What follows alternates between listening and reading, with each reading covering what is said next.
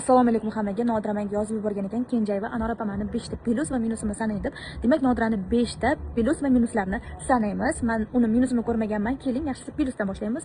Plyusi yo'q. Plyuslari demak, birinchi o'rinda u har qanday davraga borsa, albatta har bitta insonni o'ynatmasdan qo'ymaydi. U zo'r qo'shiq kuylar bilan davrani to'yi qizdiradi.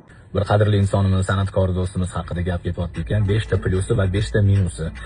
Men u insonda umuman minus ko'rmaganman. Plyuslari juda ko'p lekin. Plyusi yo'q. Gap Nodira Begim Kenjayeva haqida.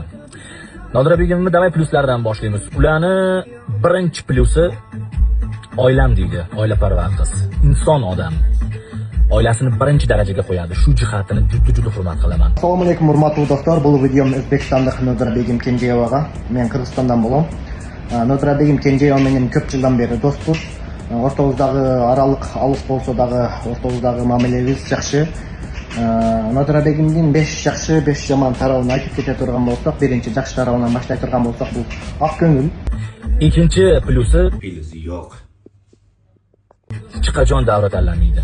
O'sha traktorning ustidami, teleshkadami, daladami, cho'ldami, o't ustidami, loydami, sakrab o'sha istakamni etib ketaveradi. Istakam bilan yorib olganlar-da. Ikkinchisi, Nodira ichidan juda mehribon qiz. U ko'rinishidan qo'pol jerkib tashlaydigan ko'rinadi, lekin aslida u juda ham mehribon. Ikkinchisi merimli.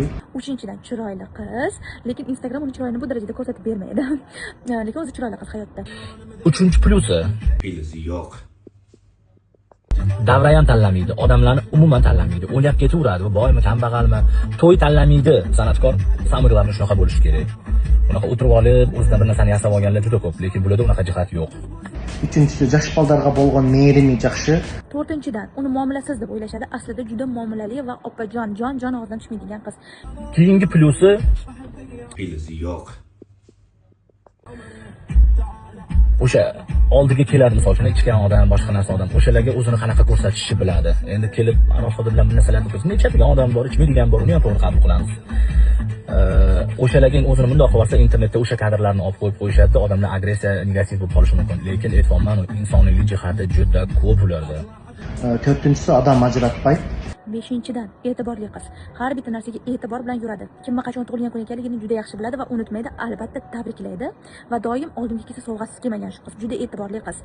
Va keyingi 5-plyusi ularni Plyusi yo'q. o'zini qanaqa tutishni biladi-da. O'sha ko'pchilik kuzatadi, jirkiydi, boshqa qiladi. Ko'rinish shunaqa, lekin yuragi toza u insonda. O'shaning uchun men insoniylik jihatini, misol uchun telefon qilib alo deb qo'ysanglar, akashim, haqiqiy insonim